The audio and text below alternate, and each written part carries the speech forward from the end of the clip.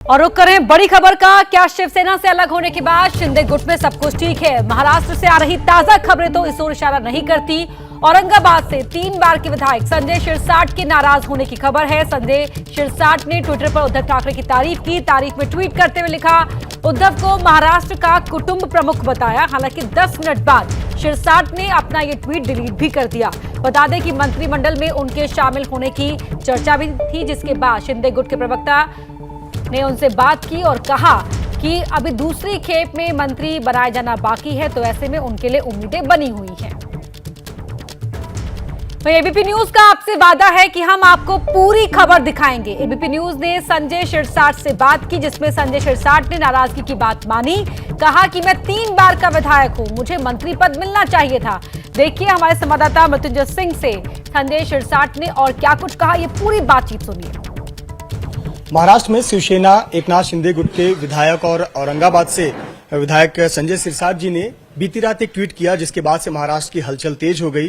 कई प्रकार के कयास लगाए जाने लगे कि क्या वाकई में एकनाथ शिंदे गुट में फूट पड़ गई है, क्या संजय शिरसाट फिर से मातोश्री के दरवाजे की तरफ जा रहे हैं। और महज 10 मिनटों बाद वो ट्वीट डिलीट हो जाता है। इस पूरे प्रकरण पर बात करने के लिए हमारे साथ खुद संजय शिरसाट जी हैं। शिरसाट जी, कल रात को तो आपने भूचाल ला दिया था, क्या सच्चाई है? नहीं, सच्चाई यही है कि मेरा ट्विटर पे जो पोस्ट मैंने मार्च में की थी, अचानक वो फॉरवर्ड सी हो गई। आप जानते हैं ये मोबाइल के टेक्निकल कारण, कभी क्या आप अपने एसएमएस भी देखो या तो कुछ देखो, कुछ दिनों के बाद आती है। तो वो अभी कल आई, मुझे भी पता नहीं था। मैं मुंबई से कल ही आया था और रात में जब 10 बजे ये सब फोन शुरू हो गई, जब मुझे पता चला कि मेरे ट्विटर पे किसी ने नहीं, हमारे तरफ से ही वो फॉरवर्ड हो चुका है और ऐसा ट्वीट आया, तो मैंने तुरंत उसको डिलीट किया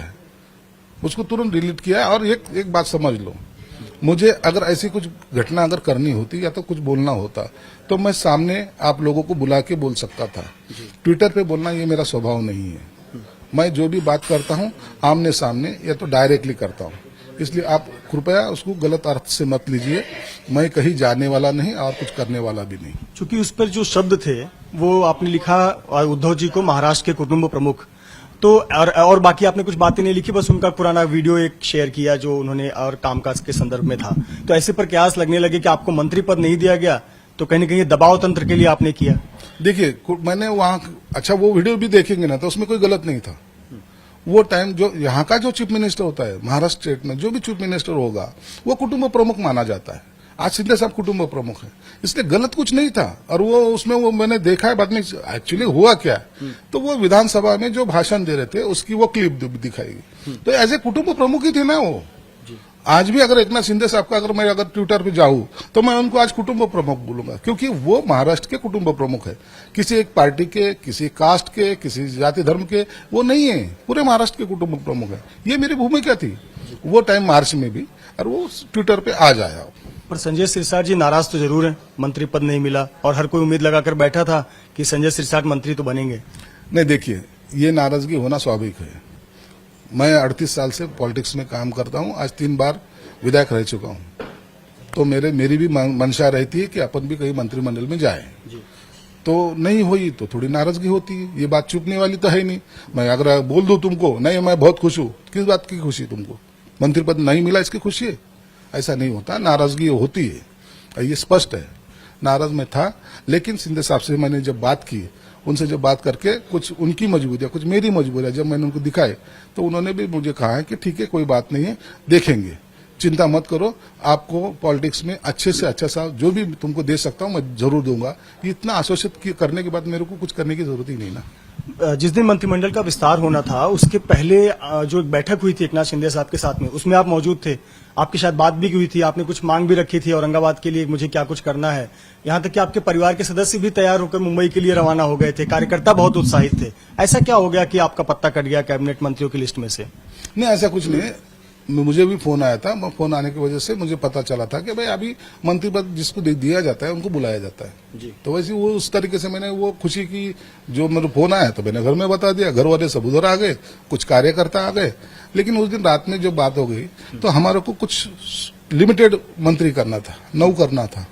तो 9 में हम तो 12 लोग थे, तो किसी 3 को तो रुकना चाहिए ना।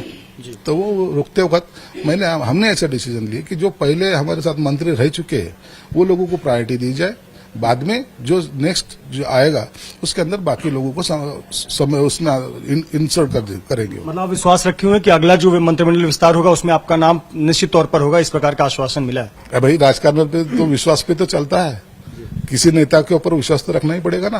हाँ। अगर विश्वास नहीं रखेंगे तो आप पॉलिटिक्स नहीं कर सकते। पॉलिटिक्स करने के लिए विश्वास जरूरी होता है। जिसको अपन नेता मानते हैं वो नेता के ऊपर पूरा विश्वास, या हमारे इसमें कहते हैं कि कंधे पे अपना गर्दन रखना, भले वो कटवा दे या उसको सह ले, ये बात होती है। तो हमारा विश्वास है। लेकिन डगर बहुत कठिन हो गया है। औरंगाबाद से ही 3 कैबिनेट मंत्री बन गए, केंद्रीय मंत्री भी है यहाँ से 2, तो ऐसे पर एक और को बनाना, फिर वो बैलेंस जो और समीकरण होता है भौगोलिक दृष्टि से, राजनीतिक दृष्टि से, जातिगत समीकरण से, वो फिट नहीं बैठा तो? नहीं, देखो वो बिठाना उनका काम है, वो उनकी सोच है। अगर ऐसा देखे जाए तो वो उन्होंने डिसीजन लेना है उसके बारे में। और 3 रहे, 4 रहे, 5 रहे, इससे फर्क नहीं पड़ता। अगर कैपेसिटी अगर तुम्हारे लोगों में है, अगर कोई कैपेसिटी वाला दिखता है तो भले कौन से विभाग से आता है, कहाँ से आता है, वो गिना मायने नहीं रखता। वो लोगों को संधि दी जाती है, कोई भी रहो। अभी देखिए आप राष्ट्रपति बनी, कहाँ की थी किसी को पता था, भी चला गया। कैपेसिटी का भाग होता है। आज राष्ट्रपति बन गए हमारे देश की। तो वैसा ही यहाँ भी अलग अलग इसमें एरिया में अलग अलग अच्छे लोग हैं, उनका चुनाव करना ये सीएम का, डिप्टी सीएम का काम है। वो उनके तरीके से करेंगे ना, उसमें क्या सोचने वाली बात है। एक आखिरी सवाल, आपने जो ट्वीट पर लिखा उद्धव ठाकरे कुटुंब प्रमुख, हालांकि आप कह रहे हैं कि ये मार्च का ट्वीट था जो अब पोस्ट हो गया तकनीकी वजह से, आज उद्धव ठाकरे आपके लिए क्या है? उद्धव ठाकरे साहब हमारे लिए नेता है उस टाइम से, आज भी हमको उनको एक अच्छा नेता हम मानते हैं। लेकिन आज के महाराष्ट्र के कुटुंब प्रमुख जो है वो एकनाथ शिंदे साहब है। हमारे कुटुंब प्रमुख आज एकनाथ शिंदे साहब है। हम बाला साहब को मानते हैं, बाला साहब हमारा दैवत है, कल भी था, आज भी और कल भी रहेगा। नेता बल्कि ये सब लोगों का हम आदर करते हैं।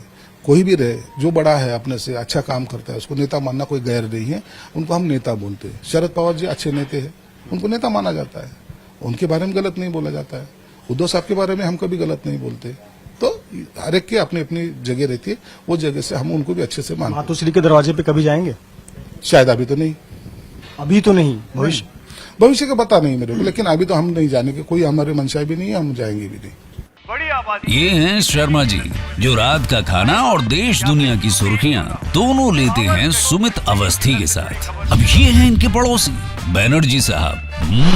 मिष्टी दोई खाते खाते पूरा बंगाल जान लेते हैं सुमन दे के साथ। इनकी तरह आप भी देखें अपने फेवरेट न्यूज एंकर को एक ही ऐप पर, और डाउनलोड कीजिए एबीपी लाइव ऐप अपने स्मार्ट टीवी पर।